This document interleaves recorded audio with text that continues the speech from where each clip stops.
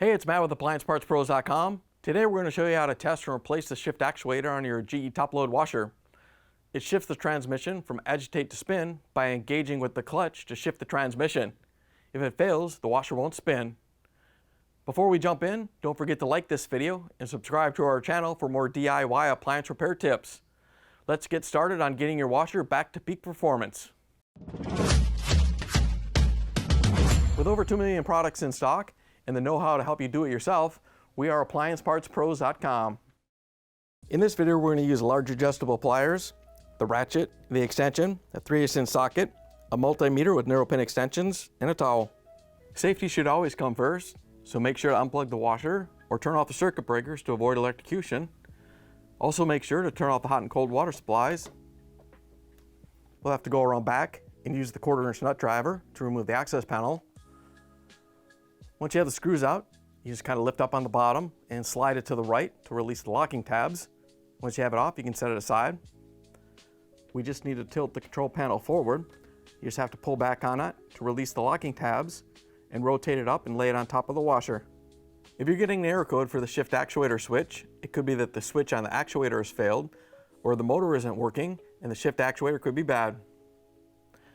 To test the shift actuator motor, we're going to unplug connector J512 on the board right here. Just press the locking tab and pull it off. Then we're going to test from the dark brown wire to the blue one. Make sure your meter is set on ohms. You should get approximately 5,700 ohms. If the reading is way off or you're not getting a reading at all, the motor has failed. To test the switch, we're also going to unplug J511 on the control board. Set your meter for continuity. Spin is the normal position for the shift actuator, so the switch should have continuity. Test from the tan wire on J512 to the gray wire on J511. It should have continuity. Then plug both wire harnesses back in so they have a good connection. Now we have to test it in agitate, so we're going to plug the machine in and enter the service mode and do the test. We're going to hold the start button while turning the main control knob 7 clicks either way. Then release the start button.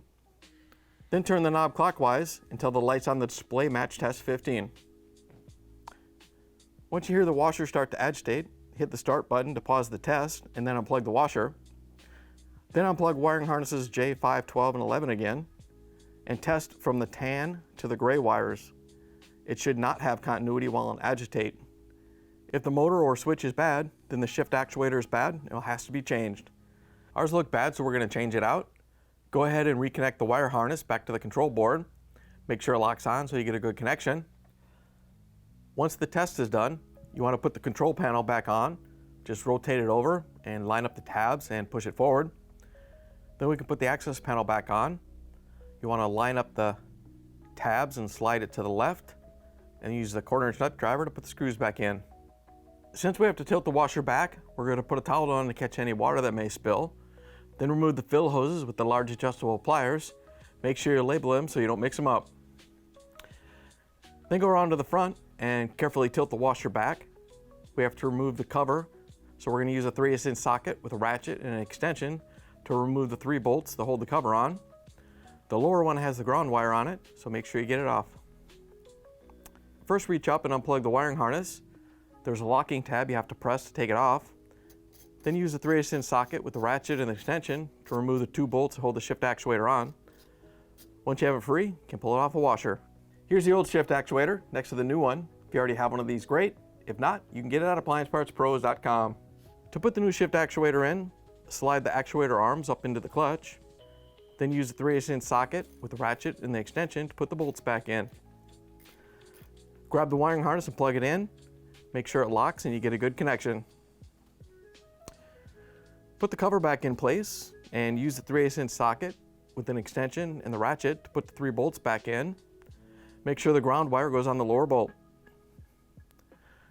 Then you can carefully put the washer back up on its feet and go around back and put the fill hoses on. Don't mix them up. You want to start them by hand so you don't damage the threads, and then tighten them down with the large adjustable pliers so you don't have any leaks. Once you have the machine back together, you can plug it back in, turn the water on, and take it for a spin. Great job tackling the shift actuator on your GE top-load washer. We'd love to hear about your experience. Please share how your repair went in the comments below. If you find you need a replacement part, simply grab your model number and visit appliancepartspros.com to order what you need. Most orders arrive within just a few days. We look forward to helping you with your next project. See you next time.